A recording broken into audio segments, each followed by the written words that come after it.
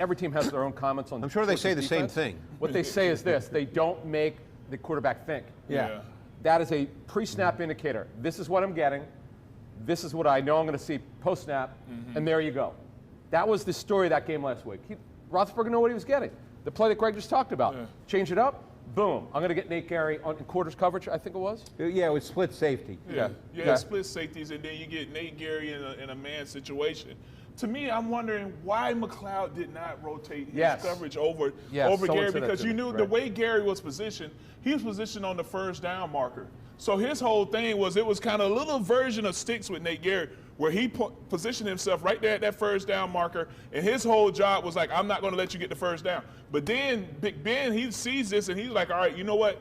Just go in there, give him a little something, then take him over the top. I'm wondering why McLeod did not rotate the coverage to Hayden Gary. Because to me, it's because the two routes by the number twos, the slots, they attack the safeties with their vertical stems. But they were running outs. Yeah, but their vertical stem goes 9-10 yards. Yeah, but you can't leave that alone because that's your responsibility. But you knew Nate Gary was man on to Claypool. That's what the cover on maybe the coaching staff saying, hey, hold on, maybe we need a timeout here, or maybe we just, because I believe if McLeod does what you're saying and the middle receiver, he doesn't know the route. Then the corner route's going to be open. Either way, you're screwed. One guy's going to be open than the other. Right. But I would take my chances with corner on receiver. I understand what you're saying because at the end of the day, you're basically saying, which is true, that the bad matchup is Claypool on Gary. Right. The worst matchup. The worst matchup. But at the end of the day, you're playing the coverage. I mean, that's the thing. Yeah. One thing I do want to mention, linebacker, Greg, you told us that Alex Singleton has been playing well. What does his tape look like? I thought if you just watch the Eagles tape from last week, okay, and not the 49ers game where he played fine too, but if you just watch the tape from last week, you could easily say Alex Singleton was their best linebacker on tape. Absolutely. Yeah. Go figure. I like the way he plays. He plays with the energy. He plays with some juice. Yep. And then when he gets into coverage, he doesn't get manipulated as easily with his eyes, and he will drop back into his zone where he needs to be. I want to go back to what's said about Jim and being predictable, because some people think that the idea of you're too predictable, you need to blitz more. But I want to go to a play that happened early on. I think it was on the Steelers' first scoring possession. And by the way, just before you say that, you can be predictable if you have great players. Yeah. The Legion of Boom was totally predictable in Seattle. Everybody knew what you were getting. But if you have great players, that's okay. Maybe this play stands out to you. It was on the Steelers' first scoring drive. So I think late in the first quarter, it's 3rd and 9, and Jim is blitzing. He's bringing both linebackers right up in those A-gaps. And he did it so soon that Ben just looked at the top, or on his left side, and he saw a one-on-one matchup with, I believe, Deontay Johnson and Jalen Mills playing 10 yards off, and Deontay just runs a shallow cross. Ben backpedals enough to take care of the blitz, but Ben knew that blitz was coming because they're all lined up right there. He was showing well, it's okay. You Look, most, not all, most quarterbacks know when a blitz is coming from film study. You're not necessarily surprising people, but it's then if you're going to blitz and have your corners play 9 yards off, particularly if it's 3rd and 5 or 6.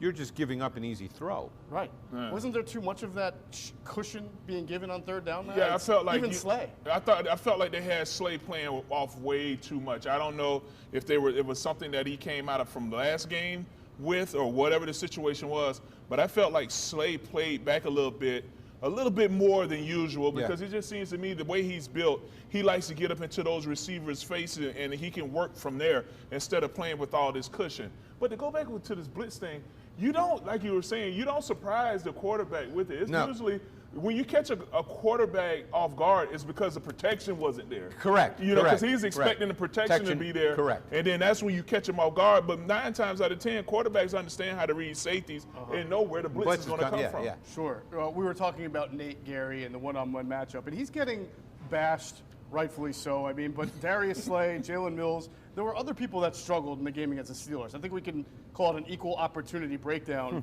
in defense. But as Greg mentioned, Gary giving up the go-ahead touchdown to Claypool. We need to talk about Gary just in general, about who he is and whether he's being put in the best position. He's a linebacker for the Eagles. He is a linebacker. But he did play safety in college. But he was not a linebacker. But it doesn't seem like he played safety in college because he does not. He gets fooled by the simplest things. Instincts are the issue. That's what I was told. Every team I've talked to said the guy has no instinct for the position. Yeah. But the thing, I just want to add to something what Greg said. The constant theme that you and I have talked about when we've talked to people from other teams is the lack of pre-snap disguise. Jeff, that's the issue. It's not about blitzing. It's about what are you doing to confuse the quarterback, just to make him hesitate a second. Right. What does Schwartz do to confuse anyone? Nothing. Yeah. Very rare. I know. Although I've heard from other teams saying every once in a while he's doing a little bit of disguise. Yeah. But very little. Greg, you studied his tape from 16. Yeah, and that's what a lot of teams do in the league. I mean, again, just to talk about the league for a quick sec so people get an understanding, in that Buffalo-Tennessee game, which was played Tuesday night, what the Titans did so effectively, but it's part of their MO, is disguise and late movement. So the quarterback has to think through as he takes his drop. The great quarterbacks in this league win before the ball is snapped. Yeah. Okay, so what you're trying to do is you're trying to create a moment of hesitation, a moment of uncertainty, and in this league, all it takes is a millisecond to do that, and if you can do that, the quarterback is not going to play at the same level of efficiency. So you need to try to do that, particularly against good quarterbacks. Yeah, well, here are the numbers on Nate Gary, and of course this is from Pro Football Focus, which we don't always take as gospel, but I think for this segment, it's telling enough that quarterbacks are 23 for 23 when they're targeting Nate Gary. That's for 267 yards. It's the second most yards allowed by an NFL linebacker. I don't know what that means, though. What do they mean by targeting? Is that's why I say is he in man coverage? Is he? I don't know what that means. When they go in his area. Yeah, I mean, but that's one of those. Yeah, but I don't love it either. But the point is, we know he's not playing well. Right. Certainly in pass defense, we know that. Because the film tells you that. play last week where Big Ben was stepped out, and Nate Gary had to take that inside route, and Big Ben just looked left real quick. Nate jumped on it, and Ben went right to his right side. And was able to complete a first down. Right. You know, he's very easily manipulated by the quarterbacks, especially when he starts trying to read his eyes. He has bad eye discipline. Oh, like the Higbee touchdown. Yes. A perfect example was the 28-yard Higbee touchdown against the Rams. They were in man coverage. Gary had Tyler Higbee man-to-man in that coverage, and he got his eyes totally caught up in the backfield.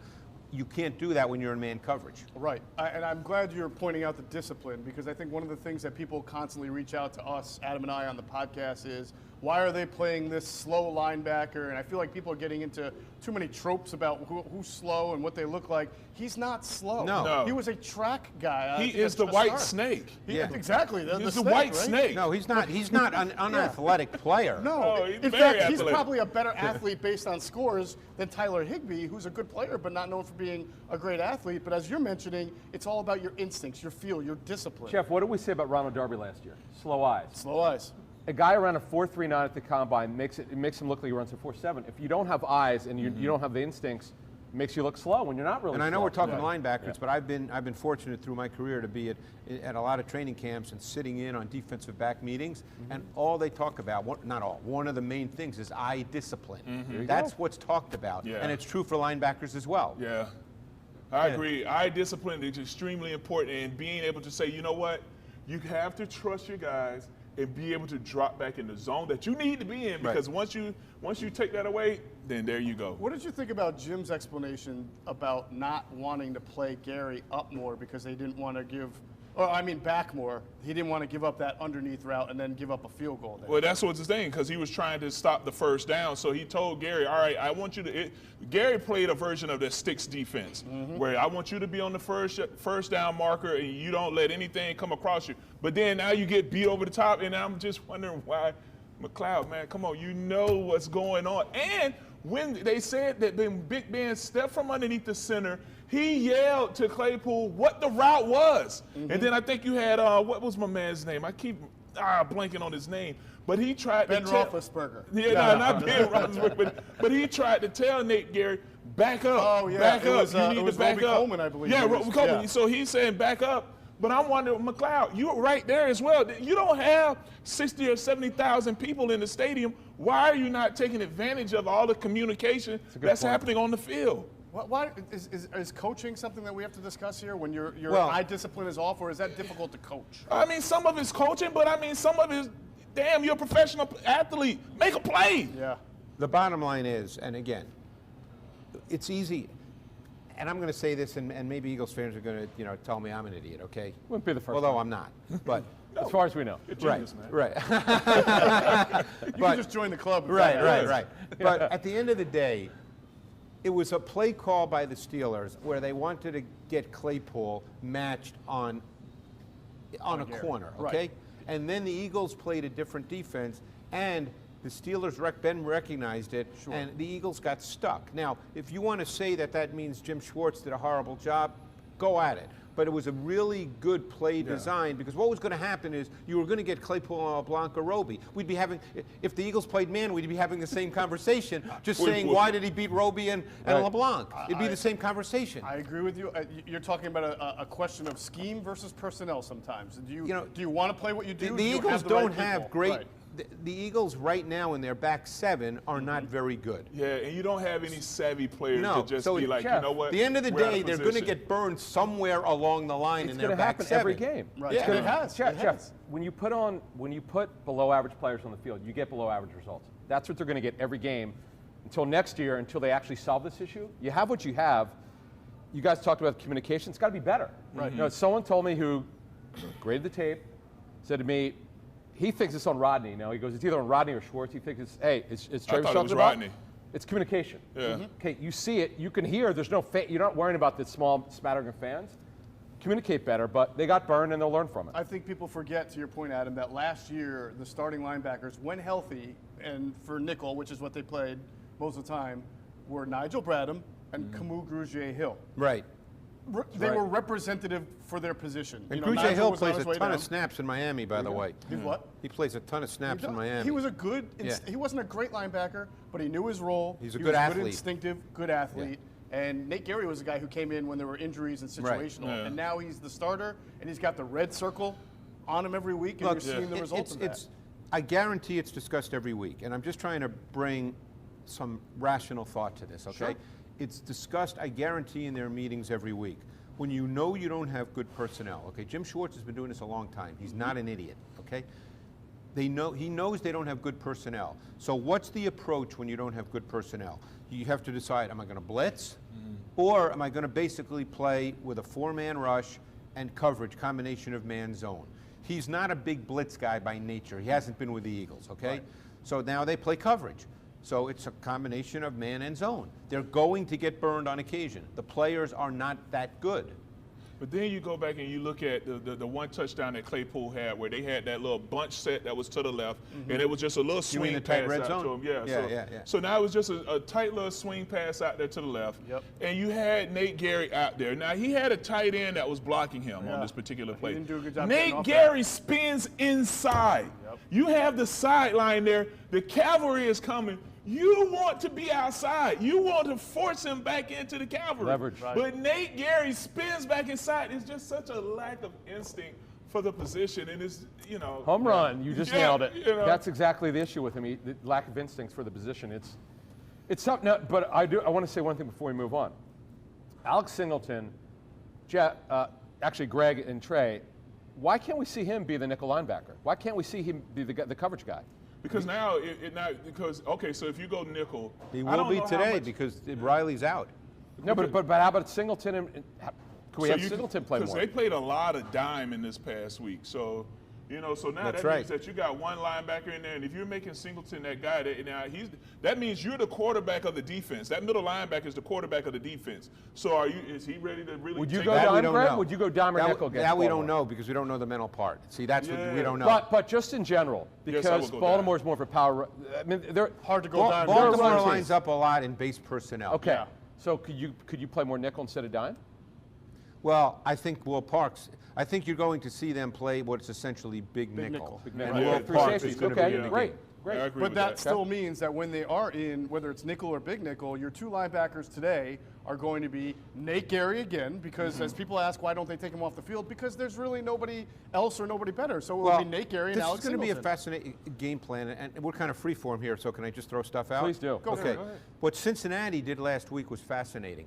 Cincinnati basically took the approach that the Ravens' pass game's not going to beat us. Okay, they took that approach. So what they did is they played a 4-3 stack. Okay, what that means is you've got your 4 D linemen and your 3 linebackers stacked behind them inside your defensive ends, and they played with their, in a sense, a cover 4 but the two safeties played very low, close to the line of scrimmage. They were daring the Ravens to throw the football, and they didn't, and they didn't throw it very well. No. Now, I don't think Jim Schwartz is going to do that exact thing, but it was so interesting to me watching that tape because they basically took the approach that Lamar Jackson in the pass game are not going to beat us. But that does seemingly invite what you're saying about the big nickel, where maybe you have your two linebackers and your safety Correct. coming into your third safety come into the box more. But you're going to have to be extremely disciplined with your rush lanes Yep. right now because now, Lamar Jackson is an animal. And I know right now the Baltimore Ravens, they're trying to force Lamar Jackson to throw the ball a little bit more, so they need him to show off his arm.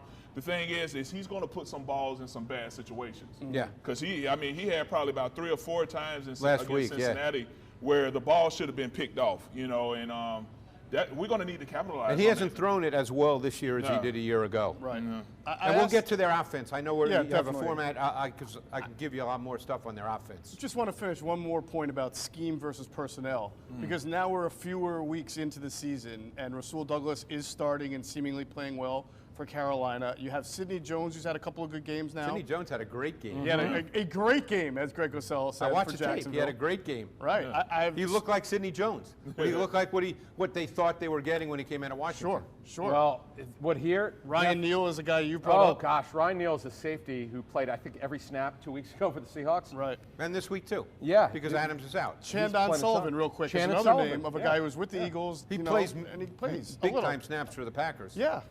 So there's something here with the lack of patience or lack of development. Now, let's talk real here with Sidney Jones. He played himself off the roster. He was actually to the point of non-competitiveness. That's true. When you don't compete, when the coaches watch the tape and you're not competing high enough and you're a step slow, you've earned your way off the roster. Now, there are situations like Rasul Douglas. I know he's inconsistent. I know he got benched repeatedly. But there's a saying in the National Football League, if you're going to cut this guy, what's your answer to replace him? Well, the Eagles didn't have an answer. Right. And that's why they should have kept Rasul Douglas. That's a great point, because you got to line people up. You got to have people to play. You don't think Rasul Douglas would help them? I get he's not good enough. But you don't have He's also anyone else. in a high percentage zone defense in Carolina, which is what he is. And I He's think not a man coverage corner. And this market was tough for him. Yeah. Right. This is not the market for a lot of players. And if you have any type of sensitivity issues or you don't like people talking bad about you, you're not going to do well. You mean you're not a sensitive guy? No, man, no. My skin was broken. As soon as I got here, they let me know what the deal was. You can't be a Manscaped pitchman and be a sensitive guy. Yeah, This is not the market for everyone. And sometimes going to a smaller market where you don't have that attention on you and have that eye and have all these stations on there just to bash you, you can go and be a little bit better. Yeah. Greg, when you say he's playing in a zone scheme, we're talking about Rasul Douglas, is it a cover? Is he protected by the safety? Because he was in a zone scheme here for quite a while. Because Jim Schwartz really didn't start playing this much man until this year, but it was always a cover one, and he was still on an island. Then you get back to, and I'm not there every day, so I can't speak to what they did in practice, how he was coached, I can't speak to that. Sure. But I can tell you that just from the player and his traits and his skill set, he's a zone corner. Carolina is a high percentage zone defense. They play very little cover one. Right. Every team does, and when it's 3rd and 3, every team plays man. And they're a big nickel team, are they not? They're a big nickel team with, So, I mean, he's in a situation that plays to his skill set. Now, I'm not going to sit here and tell you he's going to be an All-Pro and a Hall of Famer, but he's in a situation that clearly plays to what his traits are. There you go. This is something in a different market. we'll have to continue that won't to hurt talk his about. Feelings. No, it won't. It will not hurt his feelings. And neither will the Jacksonville fans on Sidney Jones. They're not going to hurt his feelings. No. By the way, it's not like Greg's right. Jacksonville is using Jones. He's played almost every snap. Played a lot last week. But what I think with Sidney Jones is getting out of Philly. Look, the game last year against the Packers where he grabbed his hamstring after Devontae Adams beat him repeatedly, that bothered people. Oh, yeah. And you saw this with him, the lack of competitiveness. You mean there was a thought that he didn't really have that bad Well, an injury? I didn't say that. You did. Yes, I think so. Well, you said that I didn't bothered say a lot that. of people. I'll say I'm just saying I didn't say that. He insinuated it. You questioned it. He confirmed it. Yeah, I say it. Don't ever be that guy that gets beat and then you start, oh, something hurt. Oh, Hey, by the way, don't be that guy. Trey, he practiced that following Wednesday. I know. 100%. Took all the snaps. Yeah, nobody trying to hear that, man. All right. Well, See through that. Well, if Trey says it, I'm cool because he played. Well, he knows that whole deal. And that's why this city would eat cats like that alive. You know. Yeah, you you're played not here. built for this. This isn't for you then. Shoot, we could flip the script and talk about even Nelson Aguilar playing well now for the Raiders. I mean, you know, unbelievable. This is it's not. It's a lot Mark of stuff. Fultz going down to Orlando basketball. I mean, I'm not there yet. That guy, he just takes a lot of shots. He can't score. Yeah, he took a lot of shots. I mean, you know, he's coming around. All right. Well, maybe it's something in our Philadelphia water here, but clearly these are questions that'll have to be answered. You didn't say Wooter, did you? I did not say Wooter. No. I might. You know, every once in a while, my New York accent comes out. You know. There it goes. All right. I want to get into Lamar. We talked about the challenge facing the Eagles defense today. First, I want to remind everyone to be sure to check out Philadelphia Sports Nation for all of your latest Philadelphia sports news. They cover the Eagles, the Phillies, the Sixers, Flyers, even the Union like nobody else, here to enhance the fan experience with all of their great coverage, podcasts, all of their wonderful content. So check them out on social media at PHL Sports Nation or go to their website, phlsportsnation.com. All right, we were just talking about the defense. We know that it's got to be a lot better to have any chance of stopping the Ravens and their reigning MVP, Lamar Jackson. This looks like a bad matchup on paper for a lot of the reasons we were just describing, and we'll get in a lot more. They run the ball well. They have a very good tight end, as you guys mentioned, in Mark Andrews. And there's Lamar Jackson and his threat to kind of break a run out or two, although not doing it as much this year. We'll talk about that a little bit. But he finished 6th in the NFL last year in rushing. I believe he had over 1,200 yards. This year, not so much. He's just ranking 20. He only has 238 rushing yards.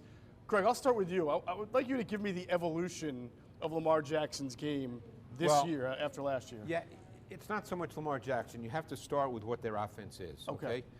Their offense is different than every other offense in the league because regardless of the numbers this year, and he's supposedly had a knee injury and maybe that's been a factor, they're saying he's fine now.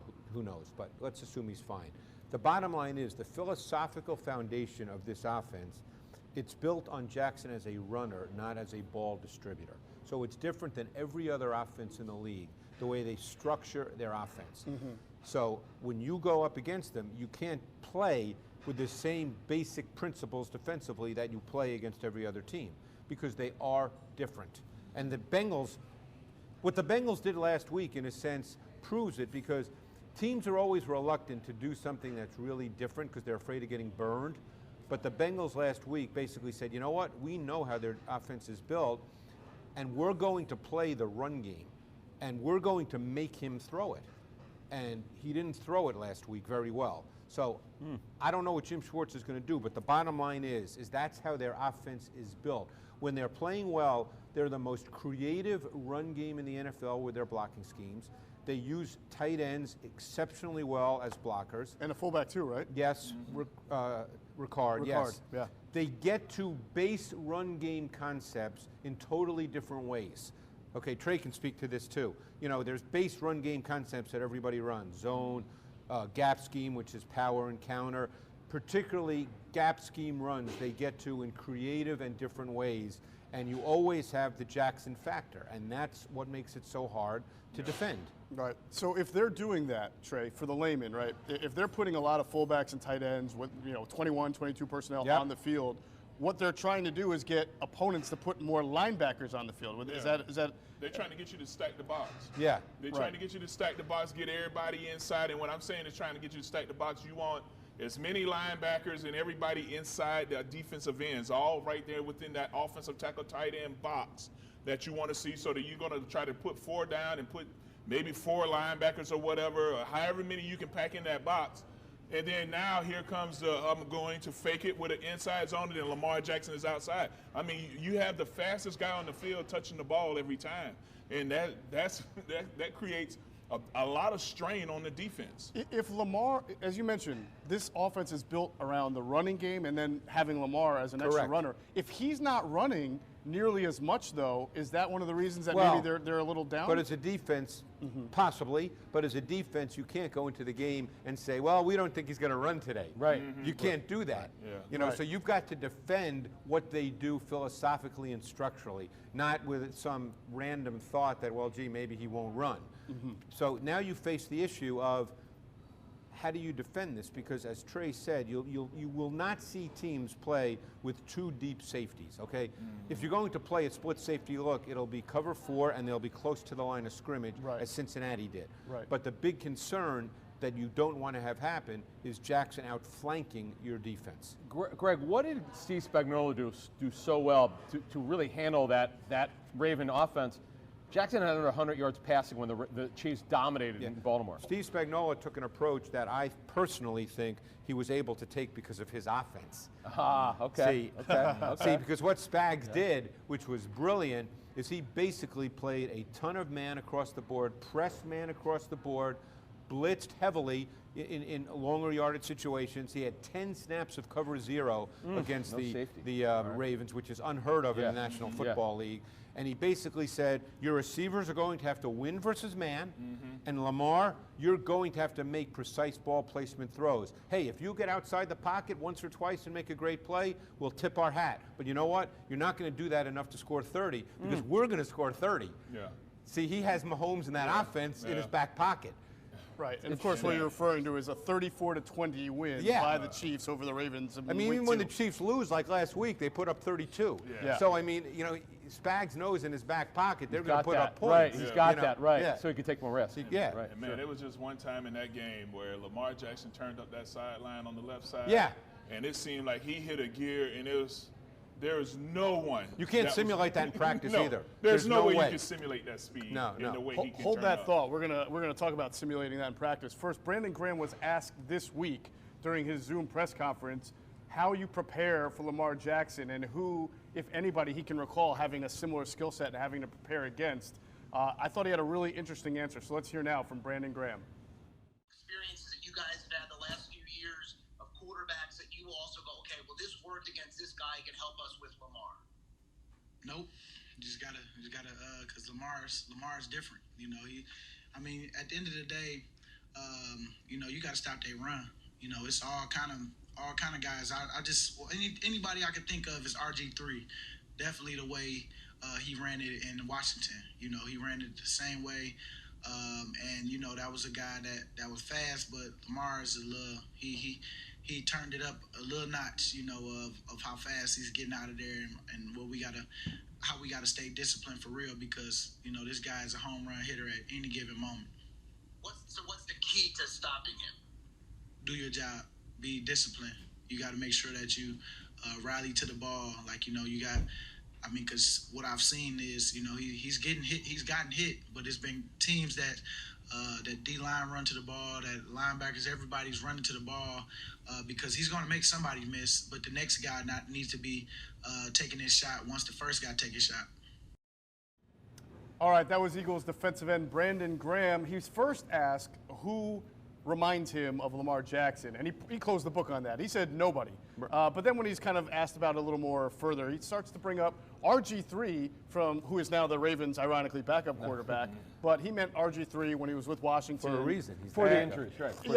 And interestingly, you know, he practiced, Brandon Graham, against Michael Vick every day when Michael Vick was an Eagle, but he's still in game preparation mode, thought about RG3. And Greg, I thought about how it's not just the running quarterback, it's like also the scheme. It's when the Washington, design of the offense. Right, yeah. Michael Vick, when he came in the league, in many ways he was ahead of his time because no one was willing, in a sense, to build an offense around that because there was still a belief that it's a drop-back passing game and your quarterback has to be able to throw from the pocket, which, by the way, you still have to do, but there's different ways now. People are more open to doing different things. Now, I will say this, and I can tell you this for a fact. The reason the Ravens play the way they do is because they know what Lamar is and what Lamar isn't. In their mind, this is the only way to play with Lamar Jackson. So you don't know if do you think in 2, 3, 4 years they try to? That we don't know. Yeah. I will tell you, though, question. Talking to them, pretty good source there, had we not had the shutdown in the spring, they were going to do more with Lamar. They were going to expand. They really wanted to to expand and do more in the passing game. They really wanted to. But because of the pandemic offseason, they could not do that. Well, that could be an explanation why the Ravens, who were about top 3 in every offensive category last year, are a little bit down this year. They're clearly not the same. They're 24th in yards per game, 9th in points per game, 17th in third down offense. 19th in red zone offense, and 22nd. This is the shocker. Tied for 22nd in time of possession. I will tell you, someone who did advanced work on the Ravens told me that other than Ronnie Stanley, who's a terrific left tackle, they don't think they're very talented on the offensive line. Now, some other people might disagree, but there's some wins the Eagles can have here, and you mentioned Vinny Curry coming back. The Eagles, the one area where they can win is their D-line versus the Raven offensive line. Now, I know that Greg Roman's sophisticated with his play calling, and he does a great job of scheming and getting Lamar Jackson on the perimeter to throw, but I'll be interested to see today if the Eagles' offensive line could win. What do you think about that Raven offensive line? Because they're talented at left tackle with Stanley, as Adam mentioned. I think Orlando Brown has started a few games for them. He's a good player. Yeah, but I mean, inside obviously maybe? replaced Marshall Yanda. Is Phillips? Is he hurt? Tyree Phillips will play. He will play. Supposed to play. See, they have a huge offensive line. Right. And Trey could speak to this better, but their offensive line also fits their offensive approach. That offensive line is not set up for drop-back pass protection. Those are not their best traits. This offensive line is set up more for the run game. Yeah. A lot of gap and power. Yeah, but they do a good job when they do have to get called on it. I think they've only given up 12 sacks for the season right now. So when you have a quarterback that's extremely athletic like that, that's going to dance around and move around in the pocket, it makes it a little harder. But for you to, from when I watched them just against the Bengals, they looked like they were okay. They took decent sets, used their hands pretty well, and did what they were supposed to do. But again, now we're going to be dependent on our defensive front to go out there and have the type of game when we didn't answer the call against Pittsburgh. Yeah. So and we've seen in the past where misdirection and the defensive ends collapsing and getting kind of fooled by that. Undisciplined, yeah. Well, one question for Greg is, in that Baltimore-Kansas City game when Spags brought the heat, did they get to Lamar Jackson in that game? I can't remember the number of sacks. No, but just your overall tape study. See, when you do that, the goal is not necessarily to sack if you sack him, to make that's him great. move. But you want to make him play fast, mentally, and physically. Yes. And the feeling, of course, is that Lamar, at this point in his career, is not necessarily that nuanced a pocket player. Right. I mean, I had a great conversation this summer with a defensive coordinator who played against Lamar last year and had some success, and basically told me that when you start doing all those kinds of things with Lamar, he doesn't see it real clearly. And that's a defensive coordinator talking, okay? Right. So I think that's, Spag, all these guys, they all know this stuff. None of this stuff is news. We're not giving profound information here. With Lamar, you want to speed him up. The big question is that he does have the ability to make those special runs, and if you're not scoring a lot of points yourself, those special runs dictate outcomes of games.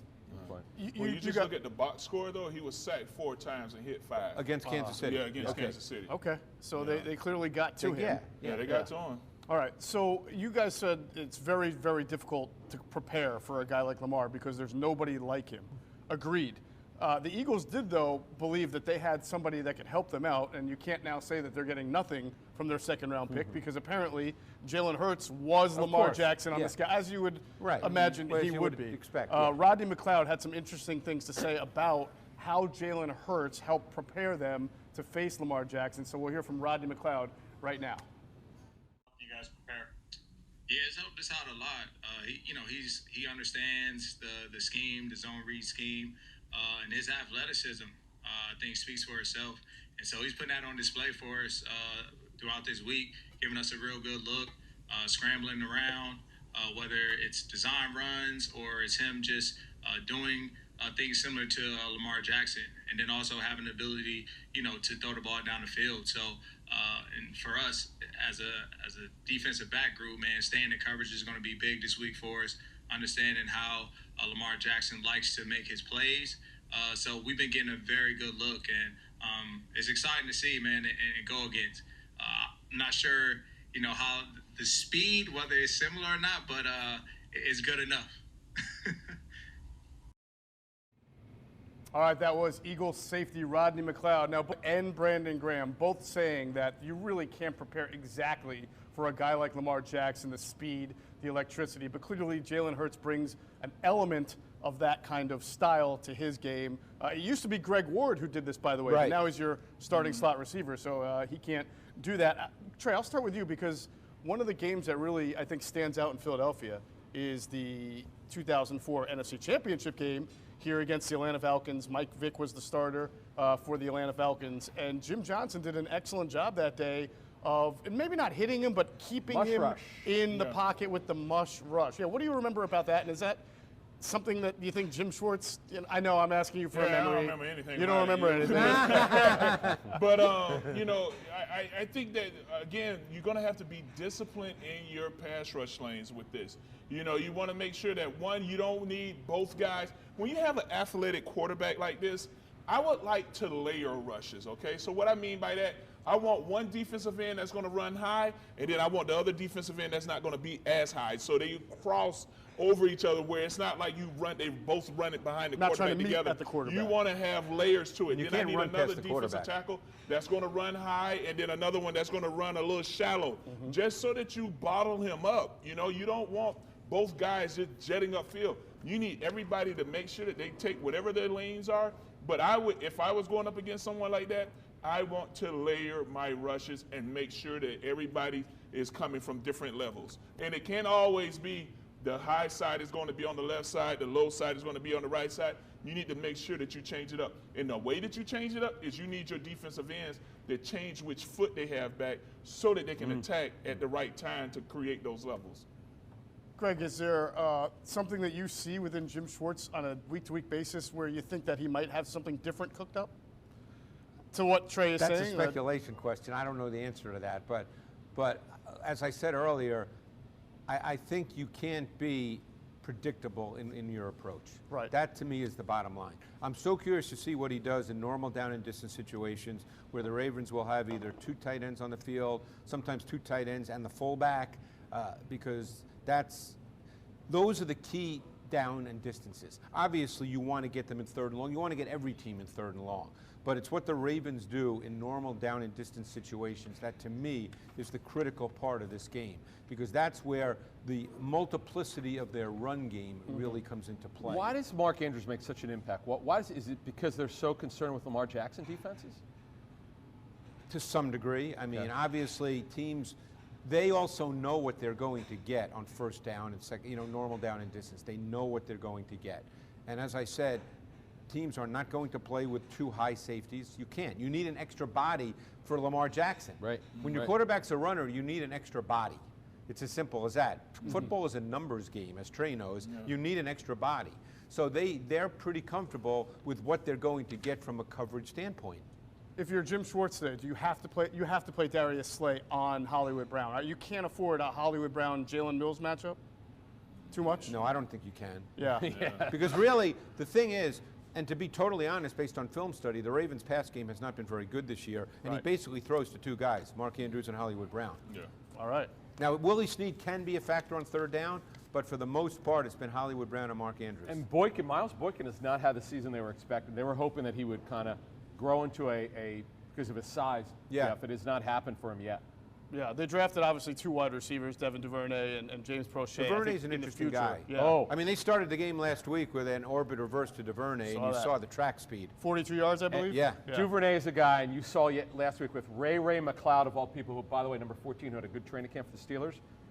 I would bet that you will see misdirection with Duvernay today. Some kind of run where it could be jet motion, whatever it is, because Eagles, we know, struggle with this pre-snap stuff. Yeah, you wonder if Vinny Curry is an underrated comeback today, because he's a fairly disciplined run defensive lineman. But misdirection is a major part of what they do just as their normal offense. Right.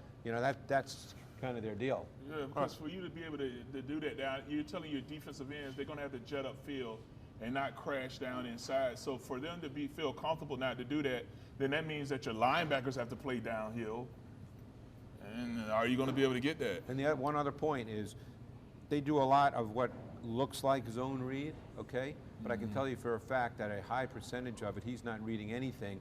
When he runs off that look, they don't care what the defensive end does because they believe he's going to outrun the defensive end to the perimeter anyway. Oh, man. So he's not necessarily reading the defensive end. Man. Those are play calls. Right. They're not reads. Right. Well, must be nice for them. All right, let's get into some trench talk. I mean, we've already started talking about the end, but Trey, we got to flip the script and go to the offensive line here because the Eagles will be starting their 5th different offensive line combination today, which is really hard to believe. Just a few games into the season here.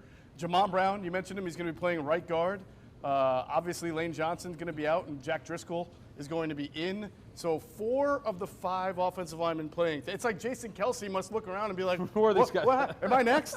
Put this guy in bubble tape throughout the week because, geez, it's just a revolving door. But in this case, it might be argued Jamon Brown over Matt Pryor could actually be an upgrade for them. Would you at least call it a draw? Well, I don't know. I don't know what Jamon Brown brings to the table. I mean, we could say that if we've seen any film on him over the past couple weeks. Matt Pryor has not been playing well. You know, he's been getting caught out of balance, just overextended a lot at times, not using his hands really well.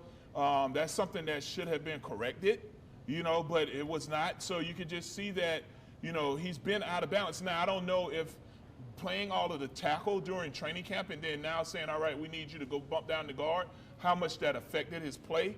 But you could tell that he's just not the same person that I saw on film last year.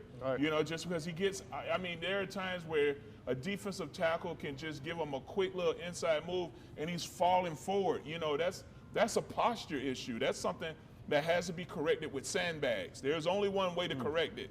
And we use 75-pound sandbags, and you have to extend your arms out, and you have to get in that good stance. And you can't, it's a punch, not a shove. You know what I'm saying? Yeah. So at times you just feel like he's shoving and not able to just sit down and just get that quick little 6-inch stab. Well, although Carson Wentz has played better over the last 2 weeks, as you're mentioning, the rotations on the offensive line and guys allowing penetration like Pryor has still made it difficult for him at times to either make a throw or get a clear picture. In fact, Adam and I had Ron Jaworski on with us on Inside the Birds TV this week, and while he was not absolving Carson Wentz of mechanical issues, he did talk about the offensive line's role in the type of start that Carson Wentz had. So let's listen to Ron Jaworski right now on with Adam and I on Inside the Birds TV. You see a different Carson Wentz as far as comfort. I think the mechanics are always going to be what Carson is, right? But at least comfort and having a go-to guy and being able to, you know, keep the passes at the right trajectory. Are you seeing improvement there? Yeah, first of all, you know, I'm not going to give Carson a pass because I think you have to work on mechanics. And he was sloppy. And, if he was here right now, I'd say you were sloppy in your mechanics. And your damn coach ought to get on your butt and make sure you're doing those mechanics right. You know, your plant leg going the right way. You're squaring it back and driving your throw, driving your hips through. All those nuances of playing position have to be perfect. And maybe just something I'll mention after watching the tape of the game against Pittsburgh, you know, he's still getting too many bodies around him.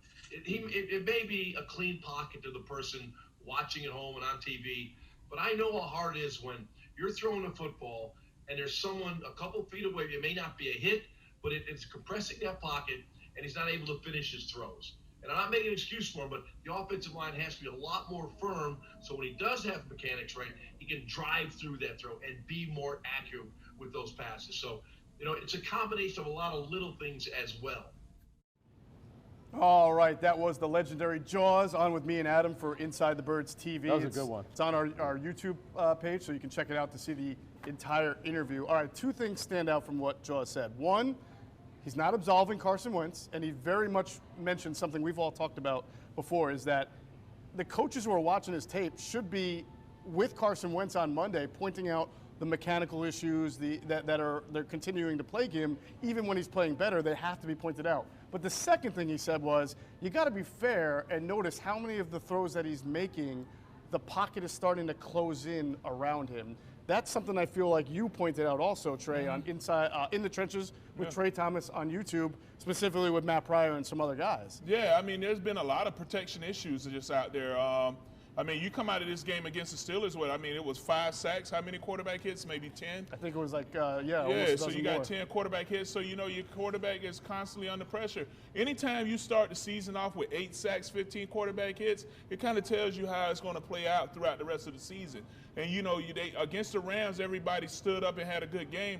But against the Steelers, you come out there, I mean, 5 sacks, 10 quarterback hits. I mean, Jordan Mailata, I felt he's getting better each game. But, I mean, when you get beat inside by Dupree, and now you got Carson having to duck underneath the defensive end, then scramble around, and then he finds Fulgham, there are things that the guys keep getting beat on that I don't see the correction. You know, where, okay, you know what, if you know that you have a problem with setting with your outside foot, you have 2 ways of setting a defensive end, 3 ways really. You can either jump him if it's going to be a 3-step drop, you can set vertical, or you can set at a 45. Now the problem with setting at a 45, if you don't make contact on your second step, your outside foot drops naturally. It just drops no matter what. If you don't make contact on that second kick, your outside foot drops if that defensive end rushes upfield. Now, what happens then is you can get beat inside. You go back and you look at when JP got beat inside against Cincinnati, it was because he took a 45 set, that outside foot drops, defensive end takes him upfield a little bit, then works him back inside for 2 sacks. Again, when Jordan Mailata gets beat, he got taken upfield, taken back inside with that outside foot. Jack Driscoll does it as well. So stuff like that is not being corrected. One question for Greg, and Trey just teed it up for us. With all the stuff that Wink Martindale does, the defensive coordinator for the Ravens. Worst nickname in the league, I know, by the way. Because if you look at it, he's nothing like Wink Martindale, the game show host. But with all the stuff that the Ravens do pre-snap, how tough is this going to be on Jordan Mailata? I think it's going to be tough on everybody because the Ravens are different than the Steelers. Good. The Ravens are more multiple with their front looks. No team uses defensive backs more as part of their pressure packages. And as Trey knows, you can't change your protection rules in the middle of the play. The protection rules are set based on the front look, and you can't change them. They had a great sack last week, and I know you saw it, with Marlon Humphrey coming off the edge. He came from distance, okay? It was a trips formation to the left side of the formation, and Humphrey was the slot over number 2. He was coming from distance, okay? But the way they lined up with their front, okay, there were only 2 people who could have blocked Humphrey on that play. It could have been the back crossing the formation or the left tackle kicking out, correct? Yeah. Okay. The way they set their front, neither one could do that because the back had to take someone on the other side, couldn't cross the formation, and the left tackle got immediately bull rushed by Calais Campbell. Now, you can say, oh, well, they should have kicked out. Well, Trey will tell you, that's not going to happen. No. Now when Calais Campbell on his second step nails you in your chest, you're not kicking out. Right, you're done. You're done. So they do so much with their front looks, and now you're dealing with inexperienced players. So this is a really difficult challenge. Calais Campbell has given the Eagles problems over the years, no matter what team he's played for, and he's played for many. And something you pointed out, Trey, is something I wonder about with Mailata, and as you talked about the double underhand hooks or guys getting their long arms, and Calais Campbell, if you haven't seen him, has arms longer than me standing on Adam's shoulders, right? Is this a potential issue for Jordan Mailata going up if Campbell happens to line up across him? Now, against the Steelers, he used his hands a lot better. I was a little surprised at how he used his hands a lot better against the Steelers. Now, the problem that's going to happen with this now, when you have Campbell out there, he's going to be a wide 3 technique, a 4-eye, because he's a DN and a 3-4 front. You still have to set for that outside linebacker. If he messes around and sets at a 45 now, you're done because now here comes the tackle linebacker games, you know what I'm saying? You can get picked apart now. He has to say, okay, you know, if I have a wide 3 technique, I have to set vertical. He has to be extremely disciplined in what he's seeing and what he's doing, because if not, then here come the games and you're going to be done. And they have a lot of players who are multidimensional in where they can line up and what they can do. They have Tyus Bowser, Matt Judon, Jahad Ward of Philly Kid will get a ton of snaps today with the injuries that they have on the D line. But the point is how they line up. This is not just, a base front, you block him, you block him, you block him. They don't play like that. So it's, and they get their safeties, Chuck Clark, number 36, Deshaun Elliott, number 32. These guys are really involved at the line of scrimmage. And when you start getting into DBs, fast guys who are blitzing, Trey will tell you, that is hard for an offensive lineman. The reason why teams that have graded the Eagles tape think they're going to struggle against Baltimore, the mental gymnastics for guys like Mailata who haven't played. You need veterans in there. The Eagles are at a severe mismatch versus the D-line of the Ravens. You talk about Calais Campbell, who's 6'7", 6'8". You could line up inside or outside at DN or inside a tackle. Now, I know that Williams won't be in here, Greg, how much of a loss is this for Brandon Williams at nose tackle? Well, that's a loss in their base. Yeah. Okay. You know, it's not a loss in their sub because he doesn't play in their sub. Of course, but against the run. But no, it's a big loss against the run because he's one of those 330, 340-pound guys that's really hard to move. Okay. I think Derek Wolfe is a big loss because he's another multi-position player in their sub fronts and very good in base.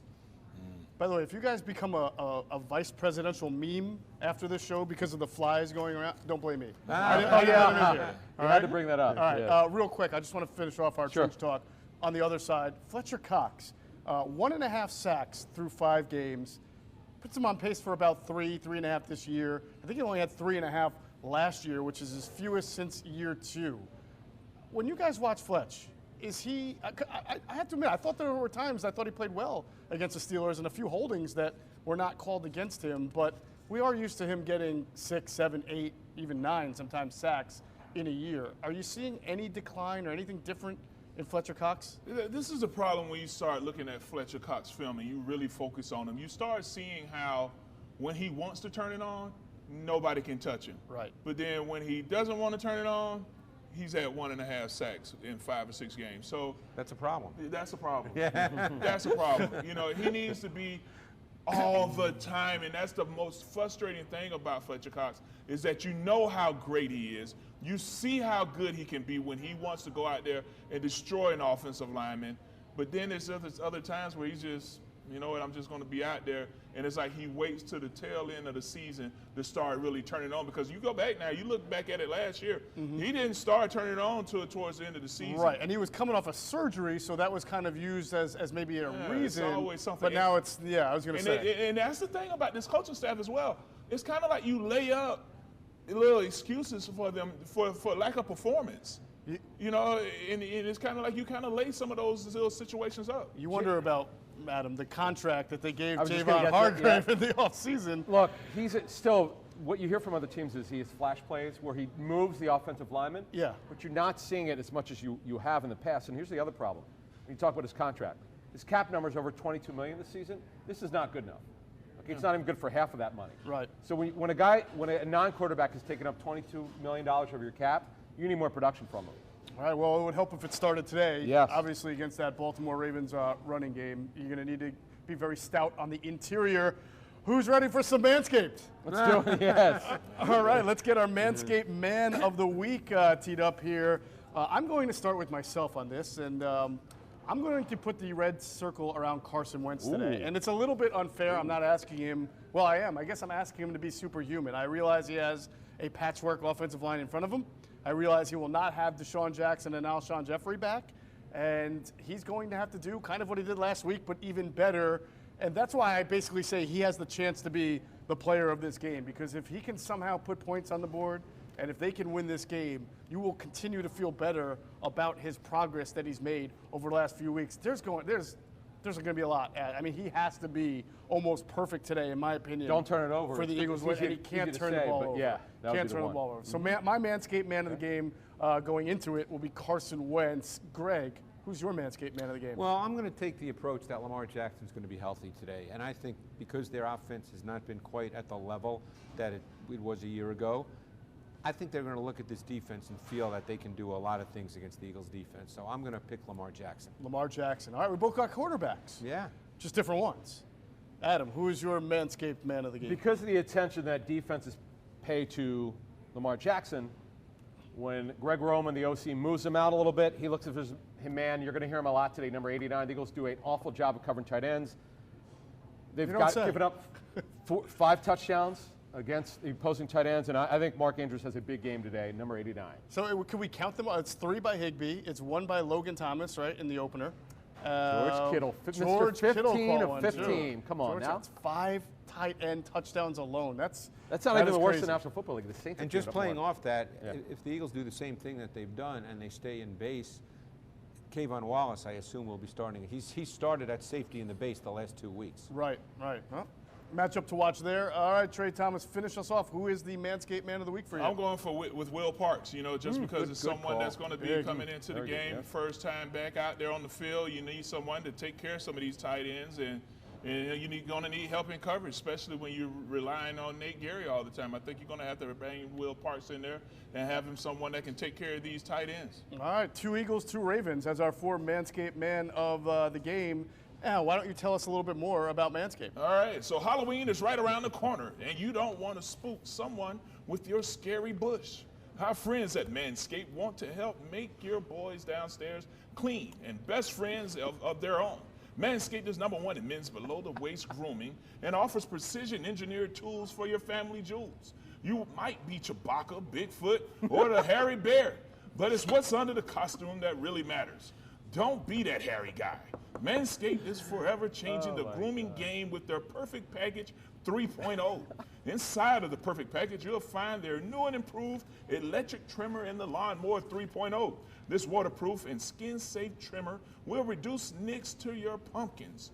You can also create less mess by trimming in the shower or using their Magic Mac disposable shaving mats. And you can't forget about the Crop Preserver, which is an anti-chafing ball deodorant and moisturizer. You already put deodorant on your armpits. Why not put some deodorant on the smelliest part of your body? The Perfect Package 3.0 also includes anti-chafing performance boxer briefs that keeps your undercarriage cool and smelling fresh throughout the day. For the on-the-go freshness, you'll love the Crop Reviver Ball Toner Spray. It's time to get your clean and mean on with this Perfect Package 3.0. Get 20% off plus free shipping when you use promo code TRAY, T-R-A, at manscaped.com. Again, that's 20% off plus free shipping when you use promo code TRAY at manscaped.com. Stay sexy this Halloween. Your balls will thank you. There you have it. I've written down Scary Bush as a great name for the next heavy metal band. So I'm going to trademark that after the show. You don't know this, but Greg was called Chewbacca like 40 years ago. Oh, was he? In his 30s. Yeah, he was.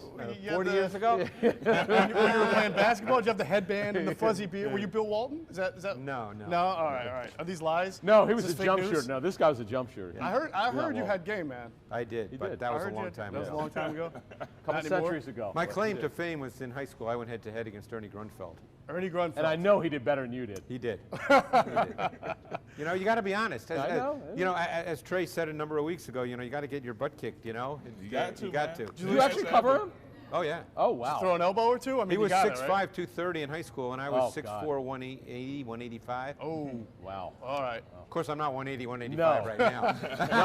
You'd be a way better matchup now. All right, let's continue our talk about this Ravens defense as we were talking in Trench Talk and what they're going to do today and how the Philadelphia Eagles can generate some offense against it. First, even despite parting ways with Earl Thomas in the preseason for his incidents, the Ravens have been very, very good on defense this year. Just to give you a few stats, they are 6th in the NFL in yards per game allowed, 1st in points per game allowed, 5th in third down defense, 20th in red zone, which is kind of interesting, 5th and 6th, respectively, in rushing defense and passing defense. Adam, you've asked this question all week on ITB, and I think it's the best question you can ask about the Eagles all week is, how in the world do they score today? How do they get points against this Ravens? They did get an unexpected break with Brandon Williams out, and now Derek Wolfe is not expected to play. Oh, so Doug's going to run the ball more now? Well, when they run it, they should be more successful. I looked something up. When Brandon Williams was out a couple years ago, there was a London game when Brandon Williams was out against the Jaguars. The Jaguars run the heck out of it up inside, and they had tremendous success. So at least when they run it, they should have more success. And then if they do, maybe play action works better. But it's still going to be difficult. You're still playing 4 backup linemen. Take whatever they give you. And Greg, here's a question for you. Did the Ravens give you anything? Is there anything you're the best guy to ask. Well, the Ravens are a tough defense to play against. Now, obviously, that doesn't mean you can't move the ball and score. Is there any way? But they do a lot of different things with personnel. Like Jimmy Smith, for instance. Yeah, oh yeah. He plays in their dime. He plays safety now. He's not a corner in their dime. So they move people around an awful lot. Now, the key to me, and this is easy to say, and I'm not as smart enough to have the answer to this, but the key to me is going to be normal down and distance situations. If you get into third downs against this defense, you are going to have a tough time because their looks, we know about the Eagles' offensive line. Guys are just not experienced enough to figure out, to sort out everything they're going to see. So the key is normal down and distance situations. Will the Eagles be in 12 personnel? Will they stay in 11 like they've been the last 2 weeks since Goddard, went out? I think that's a real telling thing in this game. Does it not seem that when Doug goes up against a team like this, that his inclination is to pass it more, and maybe not the same way? It's to go a lot of empty, a lot of short game, and try to keep the chains moving through the middle of the field? Yeah, you probably so, because, I mean, you go back and you look at what they did against Pittsburgh. Other than Miles Sanders' 74-yard run, they only had 20 yards rushing. Oh, yeah. So, I mean, that's not good enough, and that draw play was poorly blocked. But that's a whole other story. You're going to have to try to stay ahead of the downs. You're going to have to throw a couple of short passes in there to try to stay ahead of the downs. But the problem that I see with the Baltimore Ravens is just how, like you said, they come with all these different personnel packages. You're going to have to be up on who is wearing what number, what's going on with these linebacker situations, and you have to remember that number 44, what's his name, Humphrey or whatever? Marlon Humphrey. That's a quarterback. I know. So, I mean, you don't normally see that, so you might mess around and get confused and get tired just because you have some of these young guys out there and they make the wrong call. They have more sacks by defensive backs than any team in the league. I was going to say, when you compare, because I think people may want to compare Steelers and Ravens. They're so different. This secondary is so much better, is it not? Yeah, well, plus their pressure concepts are totally different. Right. Totally different. Yeah, they're going to come to the man side of protection. If and we got to look at how we did a lot of man protection against the Steelers, where we're putting our tight ends to block some of those rushers. There were a couple times they chipped a ton. Yeah, they chipped a ton. And then you had Rodgers just blocking Watt a couple times just by himself, and then the tackle just having his little triangle with the guard. So it's going to be interesting to see how they adjust to this, because you cannot sit up there and say, all right, tight end, I need you to block some of these outside linebackers that are known for how they rush. It's going to be a challenge. 5-0, is that what it's called? When you get No. 5-0 is when it's 5 offensive linemen take care of 5 of their rushers. Right. But when it's a man protection and you have a tight end that's in on protection, then now you have triangles. Gotcha. So if I have a tight end to the right of me and the guard has a 3 technique, I'm going to say, all right, you know what? Me and the guard, and the tight end, we have that outside linebacker, there's 3 technique, and that linebacker. Right. You know what I'm saying? Then the center has the 1 technique, and his linebacker, the left tackle, has whatever he has on his side. So when we run man protection like that, you have to be on point with who's the mic call, and then you have to make sure that you know which linebackers you're working to in your triangle. This brings up a question now. We ask this every week. Should they go more 12 or 11 personnel this week? I would go 11 personnel, just to make it last simple. week. Yeah. Because then if you go 12, you're going to bring Rodgers in there? When they were running 12, they were running 12 and 13 a couple times with the Steelers, because you had Jack Driscoll being the extra lineman. Yeah. You know what I'm saying? So now that pretty much makes it a 13 personnel when you have 2 tight ends and Jack Driscoll as being the extra guy. The inactives are no surprise. They're the ones who are hurt. Jackson, Jeffrey, Epps, Maddox, Riley, and Johnson. Nate Sudfeld, once again, is not active. The guy who fascinates me today, and he may play 2 snaps, or he may play 20 snaps. I don't know. Who's Jason Kroon. Oh, the tight end. Yeah, tight end. He's because active. he's very athletic. Yeah. And he's got wide receiver traits, So I'm curious. Like I said, he may play 2 snaps and not be a factor at all. I always wonder for the last 2 weeks because I think the Eagles are now back to playing more 11 personnel, if he's simply on the active roster if Zach Ertz gets hurt and they need a pass-catching tight end. Well, because you can split him out.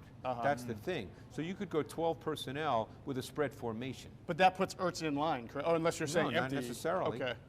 Right. Adam asked me during the week, on the podcast, what's the best way I thought to attack 11 or 12, and I agree with you, 11, and maybe going a little up-tempo, empty backfield, just stuff to get rid of the ball quickly. I could see them going tempo today for try sure. To not negate all the game, pass rush, but try to do something different. This is the thing. I thought their coaches did a good job last week. I really did. 29 points against the Steelers D is great. a very good offensive performance. And now you got to come up, because as you guys have outlined, this is a completely different 34 front. you got to bring up something else. You got to find something that the Ravens don't do very well, which obviously is hard to find. But it's hard to find. Something you know you could do against them. And again, with Brandon Williams out and Derek Wolfe not expected to play, maybe you find something. See, one reason Jimmy Smith plays safety in their dime is because their two starting safeties, Chuck Clark and Deshaun Elliott, neither one is a post safety with his skill set and traits. So they don't ask them really to do that very often. So when they go into dime, they put Jimmy Smith as often their post safety. Yes, and Wolfe is officially inactive. Anthony Levine, who's one of their best special teams players, is out. McSorley, Chris Moore is a special teamer. That's it of note. So basically 2 guys in the Ravens front 7, Brandon Williams and Derek Wolfe. Derek Wolfe. I'm sorry, Derek Wolfe will be out. Right. Correct. Okay, back to what you were saying in the secondary before. Marlon Humphrey, I noticed, played as you referred to. He's their slot corner. Right. Is he always their slot? Because he's a very good corner. Yeah, they what's really interesting about this, they rarely play in their base with base personnel. Right. Humphrey's almost always on the field because he's a very physical player. Yeah. You can almost line him up. The way we're talking about Will Parks, even though Humphrey's a corner, he can almost play that role. Whatever teams, call it. I mean, the Rams did that with Jalen Ramsey the last 2 weeks. They call it the star position. Whatever you want to call it, Humphrey is a physical, competitive, tough guy. He can tackle and he can play near the box. And was drafted 2 spots behind Derek Barnett in the first round in 2000. He just signed a huge deal. He's a really good player. Yeah, 2017. And he wears a terrible number for a corner. At 44, isn't that awful? It's a slow number, right? Yeah, but I think that it's extremely smart, though, because it confuses a lot of offensive lines because you don't know. So you think that's strategic? Oh, yeah, absolutely. That's why you run a 3-4 defense. Steelers had a guy wearing a number like that, too, from the second. Like a 48 in there? Yeah. Was it Mike Hilton? What number was he? Mike Hilton was 28. 28? Yeah. I thought they had a guy in the 40s, too, out there. In the you back might end. remember his dad, Marlon Humphrey's dad, Bobby Humphrey, former running back. Yep, good player. For the Broncos, first rounder, I think. Yeah, absolutely, and a strong one, a powerful contact runner. So, if I'm not mistaken, right, Bobby Humphrey? Yeah. All right. So, the son plays the same way. I want to talk about some of the wide receivers that the Eagles have and how they're going to match up against this Ravens secondary. First, if you're enjoying today's show, the bright lights, the fancy graphics, the quality sound, it's all thanks to our team at Rebel Hill Productions. Reach out to Zach and Jim at Rebel Hill today for a free consultation to discuss your digital strategy and content needs. You can find them at info@rebelhillconsulting.com or call 215-668-8498. That's info@rebelhillconsulting.com, 215-668-8498. All right, we just went through the inactives. Obviously, last week was a coming out party for Travis Fulgham, the 10 catches, the 152 yards.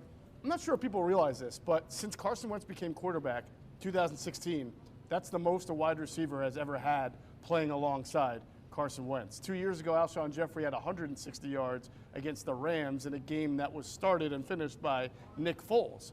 So clearly there's a trust factor developing, and Fulgham himself has become kind of an overnight sensation. When you look at this guy, Greg, some of the tools that you're commonly looking for in a wide receiver, size, quickness for size, catch radius, arm span. He seems to have a lot of those checks on the checkbox filled out. It seems like we're seeing something. Very good at the catch point. He uses his size effectively. He goes and gets the ball, and that's critical. There are a lot of big guys that don't do that. He goes up and gets it. No, he looks, again, it's one game, but there were traits there that you like. My guess is he won't have 10 for 152 today, but I think he's an interesting guy as we go forward in the season. How did you see them in Game 2 using him that might have been different in his first game against San Francisco? Did they move him around at all? They moved him, or he lined up in a lot of different places. Yeah. They had one play that I really liked, and I think they need to do more of these things where he actually ran his route inside the formation and then ran a crosser. And I think you need to do those kinds of things, because when you do those kinds of things, maybe there's a moment of hesitation in coverage, and you just get, he was open on the crosser, and you just need to do more of those things. But he must be a smart kid. You may know this more. Yeah. Because he lined up in a lot of different spots, and normally you don't do that with a guy that hasn't played a lot of snaps. His educational background, his parents are super educated. Right. And to the point, Greg, I don't know if you know this, he's actually 25 years old. And he's a little bit older, and you would think with his background maybe be a doctor and attorney. And he was sort of a late bloomer. He didn't really technically have anyone recruiting him. He went to Old Dominion because his high school coach knew the Old Dominion coach, and it's really one of these most remarkable stories. You couldn't write a better script. Like, this is kind of like you dropped out of the sky. Think about this. They would not have beaten the Niners. They would not have had the game that 29 points, as you said, without him last week. No. It's funny because I know people are wondering, Trey, when Deshaun and Alshon come back, what becomes of Travis Fulgham? And you can't take him out of the lineup at this point. No, you cannot take him out of the lineup just because, I mean, he's someone that's making plays for you. And one of the things I like about him is he catches the ball with his hands. Yes. He's not a body He's catcher. got great hands. Yeah, he has great hands. Like this. He's not afraid to go up and go get the ball in whatever coverage that's out there. You had one pass where Carson threw the ball down the right side. We were going, you know what, I'm always like, oh, yeah, we were going this way. But we're going down the field, and you had 3 defenders right there, and he was able to go up and go catch the ball. I thought that he just did a phenomenal job. Now the defense is going to key on him now. So what's going to be the situation? Who's going to be that other person? Well, yeah, but you're still going to play base. I mean, look, he had that phenomenal catch, which was a great throw also against 2-man last week, the seam ball, where, quarterbacks taught that if you see the back of the defender, you throw it, and it was 2-man coverage, so the safeties were split, but it was a great throw, great catch. No, he goes and gets the ball with his hands, and that's always a positive trait. I thought I was going to be able to make it through this show without mentioning J.J. Arcega-Whiteside. But in this case, I have to, in a context of Travis Fulgham, because as Trey pointed out, if you go watch the throw at the end of the first half to Arcega-Whiteside, which I think even Arcega-Whiteside was pleasantly surprised he caught it based on his actions. He was so happy. You noticed that Fulgham was actually open. It's a slow developing play there, and time's running out. But you felt if Carson had just given a look over again, because it seemed like he did look that way to look the safety off, went to Arcega-Whiteside. If he looks back, does he have a connection with Fulgham there, you think? I think so, because, I mean, Fulgham was coming through clean. If you show that play, I mean, Fulgham was coming through clean on the left side. But instead, you know what? I don't know if Carson was like, you know what, man? Let's get JJ involved in the game plan. Let me get the ball to him. He made a nice catch. Was that the play Jaws talked about on ITV TV where he had the double move? I believe it was. Well, that was the end of the half. Yeah. Still, if I recall, there was pressure on Wentz. I think he had to throw it. Exactly. He didn't had to throw it when he did. But Fulgham's route was really good. This is what makes it amazing. He had some subtle nuance to his route running, too. He was a Senior Bowl guy. And he was a 6th-round pick for the Lions, Jeff, and you wouldn't think he'd be this good at this point. But again, it's only one game. But Trey talked about the traits. You've got to love the things that he brought to the table. Absolutely. Adam, you brought it up, that he is a well-traveled gentleman, right? And a very interesting story. If you have a chance, check out Mike Sealski's story about Travis Fulgham this week in the Philadelphia Inquirer. His parents were working, it's kind of almost covert. It's either CIA or another diplomatic office. The dad, right? He was in Jordan, the country. He was in Egypt. He was in South Africa at times. King Tut? He's been all around, man. It's well traveled. Yeah. It's not like just being in Florida and Philly, Trey. Like this guy's been all around.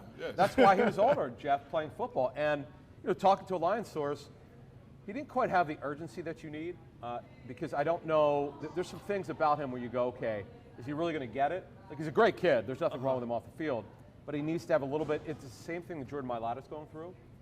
Yeah, he's strong. He's athletic. He's all this. But he's understand the urgency to be a great football player. But you saw on that tape, he had all the traits that you don't just put 10 for 150. He was competitive in that game. Right, but you don't just do it unless you have it. Right. So maybe getting cut twice, actually 3 times, Lions twice and Packers once. Maybe that did it to him because he now has that urgency. And then the Eagles cut him, right, before they had to bring him back. Yeah, that's right. That too, right, correct. So 4 cuts. I love that you brought up the Jordan Mailata comp because that was the first thing I thought of from what the story basically said was that, he was good. He was a good athlete, smart kid, but some of the things that you get used to, Trey, as a football player, you have to wake up early. You have to put this much repetition. You have to go to practice and then spend X amount of minutes after to really hone your craft. That stuff was new to him when he went to ODU. And even the coaches who were interviewed in the story said, we had to kind of get him to understand that this is a culture. This is like, if you want to really make it in the next level, you have to be fully devoted to it. And that's not something because he didn't grow up in America playing Pop Warner that came slow to him. Yeah, and it's hard when you start dealing with athletes that never played football growing up to kind of get them to understand the culture that comes behind it, and if you don't have that in you, you have to kind of work on that to churn it in to kind of get them up to speed. But he had it, and they needed it, and they're going to need it today. Now, it's going to be harder today. You know what I look forward to Jeff seeing here? whoever covers him, it's going to be difficult for him. How does he respond to much tighter coverage, different looks? They play sides, by the way. Oh, they do play sides, so they don't move. Okay. So it's going to be, if he's outside, it's going to be a lot of Marcus Peters. Marcus Peters plays on the left. Smith will play on the right in base, and then Averett plays on the right. Anthony Averett. Now, doesn't Humphrey move into Humphrey's slot? a slot corner all the time. Oh, he's all the slot. Yeah. Okay, okay. Now, Gotcha. this brings up my next subject. I want to talk about Zach Ertz. Zach Ertz will be a slot receiver when they line up in certain formations. Yep. He has not been much of a receiver for the last 2 weeks, and now he might. Does Marlon Humphrey, Greg? Will they put him on a tight end inside if that's the matchup? Well, it depends on the personnel that the Eagles have on the field. All right. Yeah, for sure. Okay. Well, usually when Ertz Zach is in the Ertz last slot, week in man coverage, there were 4 different Steelers that matched up to Zach Ertz, just based on the personnel that the Steelers had on the field and what coverage how they were playing their man coverage. Right. And Zach Ertz struggled against man. To me, what the film showed, and that's all I'm talking about. I can't speak to what's in Zach's head or any of that. I don't go there. Right. But the film showed that he struggled with the physicality of man coverage last week. the interception that was thrown, he ran in by Carson Wentz. He was making an in cut and ran into the outside linebacker. Was that? How did you see that? I think it was Mike Hilton. I'm sorry, was it the lineman? Who made the pick? Was it Hilton? 22, I believe. I forget who made Maybe the I'm pick. wrong. Yeah. Anyway, but Zach ran in to the outside linebacker or D lineman. I can't tell if that was a D line drop. It was linebacker. Yeah. Mm-hmm. All right. Was that not necessarily then Carson's fault? Should Zach have not? Is that just coincidence that, or bad luck? To me, it seemed like he was trying to force the ball to Ertz on that one because, I mean, if you look at the way the play developed, you know, you had Miles Sanders that was just a couple feet off to him that if you would have gone to Miles Sanders, it probably would have been a little bit better of a play. But you're trying to get Ertz involved in the game. Or the route that Ertz ran, I thought if he wasn't bumped by that linebacker, he would have been in position to make the catch. Yes. But, you know, he got bumped by the linebacker. And Wentz is trying to make a nice timing throw, get him there. It was low, only where Ertz can catch the ball, but, you know, he got knocked off his route. I made the point in my notes that the Steelers' game plan featured man coverage on third down with different matchups on Ertz depending on where he lined up. Hilton, Nelson, Sutton, and Edmonds all matched up on Ertz in the first half. There were no dedicated double teams. Wow. In fact, the Niner game, I was told, the Niners did no special coverage. Yep. He just didn't win. I told you that. Yeah. But actually talked to someone who's playing the Eagles next week. But the film tells you that's what they said. Because I was wondering, like, why is he slowing down? Yeah. Because this is not like Zach. Right. Because as you said, Greg, you can only go by the tape study. Yeah. And I talked to someone very close to Zach. The contract and all the other nonsense has nothing to do with what's happened. He just has to win, and he's not winning right now. He's not winning. He's losing at an epic low here because one catch for 6 yards against the Steelers was the fewest yards for him in a game since December 8th, 2013, and they won that game. That was a 34-20 win over the Lions. And Trey knows this. Might have been the snow game, right? The issue is this. When you get man coverage and the quarterback does not feel comfortable throwing to a receiver, he's not going to throw to him. That's why I went to Fulgham. He's going to start looking elsewhere. Well, I wonder if that is the reason why Fulgham got the ball so much. I think so. Oh, for sure. Absolutely. Well, I would say what a difference 5 games makes because this is Carson Wentz's security blanket for the last 5, 6, 7 years. I mean, to all of a sudden, if that's the case, have lost faith in a guy who has been your number one The fantasy world is totally discombobulated here. I traded him this week, believe it or not. Don't tell Zach that. Does he have to have a big game for the Eagles to win today? Who, Zach? Yeah. Yeah. I think he's going to have to be way more productive. He definitely needs to be way more productive than one catch for 6 yards. I mean, 6 targets. But what's going to be considered a big game? What, 5, 6 catches? But impactful catch. Just third down weapon. Right. He doesn't have to be 120 yards like Fulgham or 152, but maybe 6 for 70, 7 for 80, something like that. Because you're going to be in a situation going to be down and you're going to have to pass. Yeah. Someone's got to get the foot. Someone's got to have confidence. Wentz has got to have confidence in these pass targets. Greg, have you seen anything in Baltimore's pass coverage against running backs? That there's anything that they could exploit, or are they really good at that too? I mean, I think that's an area you would try to exploit in this game, quite honestly. I think that Sanders, to me, you would want to line Sanders up in different spots. I mean, we know he's going to be in the backfield, but I think you got to detach him from the formation at times and see how the Ravens deal with that. Patrick Queen, we haven't talked about. How good has Queen played so far? Queen's a good player. He's a fast player. He's an explosive mover for a linebacker. He covers backs at times, but I think Sanders needs to. You need to find out how they're going to play him. Okay. That's the key thing. Okay. So that means to me you have to move him, because if he's offset in the backfield, everybody knows how you're going to play him then. Right. You've got to move him and find out how they're going to play him. And if you go empty backfield, then that means now you're going to be man up front, and then they're going to bring pressure. Then the ball, right. You know, they're going to bring. The thing is, and this was an old Rex Ryan philosophy, is that if you go empty, I'm going to bring one more than you can block. Exactly. Right. Trey, did you ever go against a defense like Martindale's going to bring here? Yeah, I mean, nothing is new under the sun. Yeah, You've gone over stuff like this, and because what's going to be important is making sure that you understand which guys are your rusher. You need to know who the known rusher is when it comes to the linebackers, understanding, okay, this is going to be with Humphrey wearing number 44. You can't get confused and think that he's a linebacker. Who's coming? You know, he is going to be your nickel, and they will bring safety sometimes where they'll bring a safety down there with just straight blitz of safety. So understanding who is what is going to be extremely important, and just sticking to the rules of protection. Now, I think it was you, Greg, who said you can't really get inside a guy's head. You don't know what he's thinking, and it's hard to determine what's going on with Zach Ertz. But Zach Ertz met with the media this week. He answered some questions about the contract, about the lack of connections with Carson Wentz. I thought he had something very interesting to say. So first I'm going to let our listeners and viewers hear, and then we're going to go over it. So let's hear from Zach Ertz from earlier this week. That well, I guess. Why do you think that is, that the chemistry has kind of, not been there so far? At least that's what it looks like between you and Carson. Yeah, I don't think it's one person's fault. I'm not going to sit here and say Carson's missing me all the time. Well, there's times where I got to be better. This is plain and simple. All I can focus on is controlling what I can control, and that's how hard I'm going to work each and every day. And no one's going to outwork me, whether it be here or anywhere else. So we're going to be on the side field working, trying to get this thing done. Because I haven't had the 7 to 10 catch games yet doesn't mean they're not coming. And when the times come, I got to be ready. And whatever the team asks me to do at the end of the day is what I'm going to do. Whether it is get open on third down, whether it's pass protecting, helping these guys out on the inside, which I've done frequently this year. So whatever the team needs me to do, run blocking, pass pro, running routes on third down, trying to make plays for this team, for me, it doesn't really matter. I'm just trying to win a football game, and then hopefully it'll start Sunday.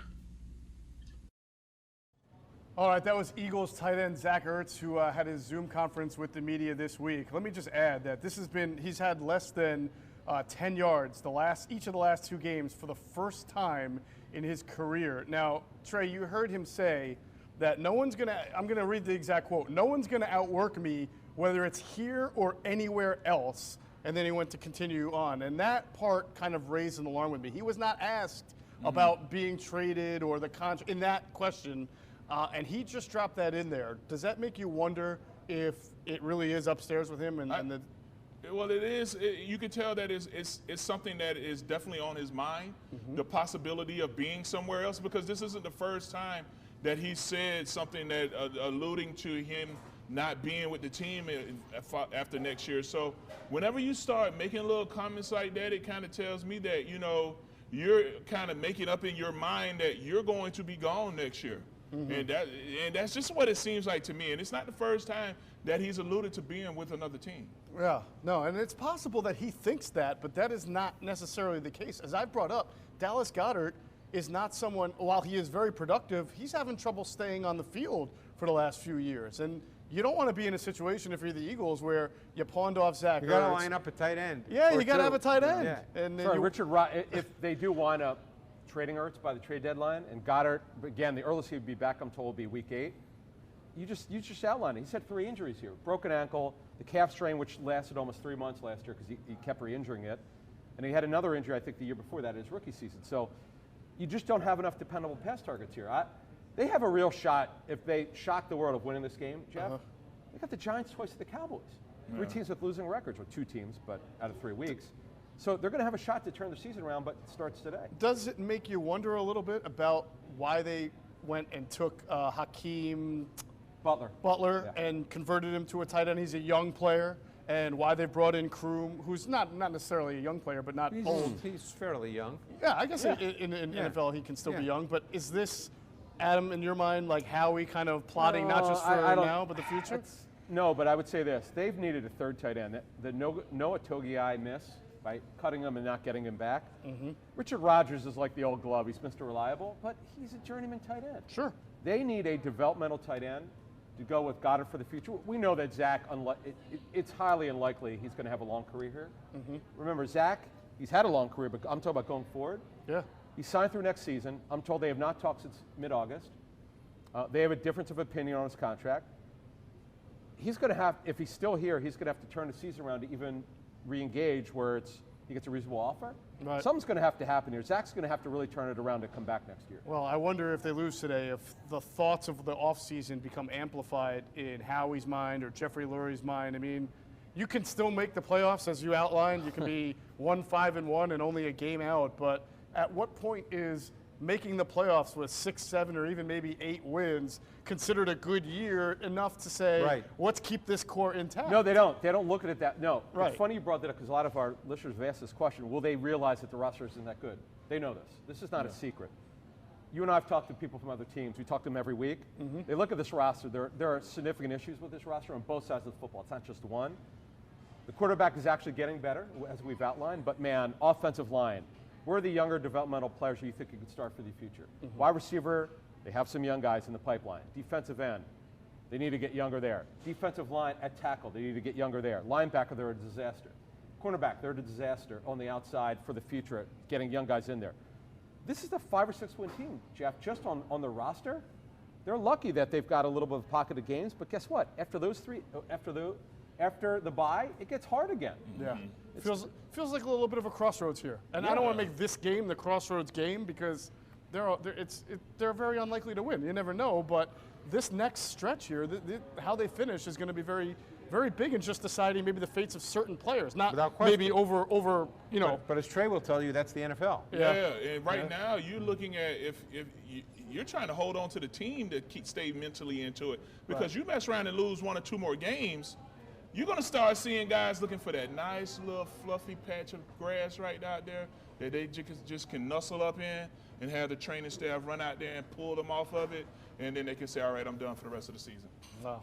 We'll definitely have to kind of see what kind of moves are made for the rest of the year and then how they finish carries into the offseason. It is time for our segment where I know all of you love predicting the game, and we're so good at it, and we'll get into that. We did better last week. We'll get into that in a second. First, of course, DraftKings is our sponsor, and Week 5 of football is in the books, and now it's time to review the tape and get ready for Week 6. There's no better place to get in on all of the actions than with DraftKings Sportsbook, America's top-rated sportsbook app. To add to the excitement of Week 6, DraftKings Sportsbook's bringing back their can't-miss offer. So if you haven't tried DraftKings Sportsbook yet, head to the App Store now because you don't want to miss this. DraftKings Sportsbook is giving all new users the chance to receive a sign-up bonus up to $1,000. That's a lot of money right there, $1,000 to help you make it rain. Remember, DraftKings is safe, reliable, and secure. It's making it easy for you to deposit and withdraw your money at your convenience. So download the top-rated DraftKings Sportsbook app now. Use the promo code ITB when you sign up and get up to $1,000. That's code ITB to get a sign-up bonus up to $1,000 for a limited time only at DraftKings Sportsbook. Must be 21 or older, Pennsylvania only, in partnership with Meadows Racetrack and Casino. Bonus comprised of a first deposit bonus and a first bet match, each up to $500. Deposit bonus requires 25 times playthrough. Restrictions apply. See DraftKings.com/sportsbook for details. Gambling problem, call 1-800-GAMBLER. All right, so I mentioned that maybe all of us have not done such a great job of picking the games, and our friends at Rebel Hill have been nice enough to compile the standings so far, so our viewers can see just how accurate we are. Now, they gave you a tie. They gave it to you. You picked the tie a couple of weeks ago because you said the whole, who knows, right? Who knows? Who knows? Count as a tie. So we counted that as you accurately picking a tie. So congratulations to you, but clearly the numbers show that we have not done a very good job. However, 3 of us 4 picked the Eagles to lose last week. Now you lost ground on that. Yeah, I tried to go with the guys. You know, having some fans in there and the little energy that we felt from the San Fran game. I put on my Eagle goggles. I put on my green goggles. You got hoodwinked, huh? No, I didn't go get hoodwinked because I made the selection on air. But I put my money on the Steelers. Oh, look at you. Sorry, smart guy. Okay. Well, I don't know if you guys have checked out the latest line. It started off, I think, around 5 or 6. It was up to 8. Wow. I saw it 9.5. And right now, as I check out DraftKings, guys, I guess the inactives meant something. But the Ravens are 10-point favorites over the Eagles in this game with a total of 46.5.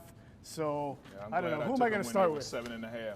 I'm going to start with you, Greg. I know how much you love to make predictions and get the score. Love it. Who's winning today, and what's the score? You know, I love the strong. Yeah. The tape tells me that the Ravens are going to win this game. Yeah. And I'm going to go 31-17. All right. All right. So you are saying that spread isn't even good enough. It's going to be more than 10. 31-17. All right, Trey. Oh, I took the Ravens right out the gate. I mean, as soon as this was on there, and I think I jumped in when it was 7.5. So yeah, so I went ahead and took the Ravens. I don't even know what the score is. I just know the Ravens are going to win. Oh, you think they're going to do it more than 7.5? Okay. I won't pin you down to a score, but with this line of being 10 now, more or less, the Eagles cover or not? I don't think the Eagles cover. Oh man, Ravens no cover. Woo. Okay. I don't think the Eagles cover. Not a good start for our Eagles. Adam, do you have something good to say for the fans? Well, not this week.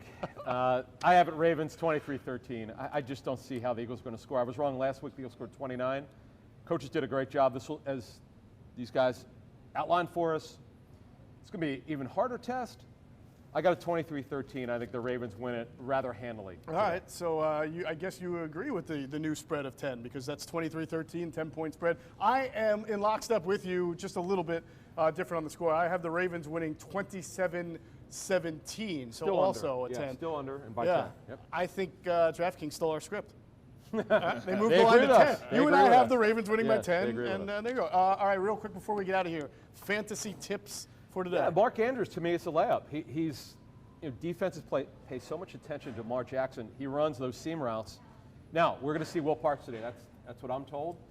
If they think he's healthy enough, Parks is going to cover the tight end some. This is why he was brought here.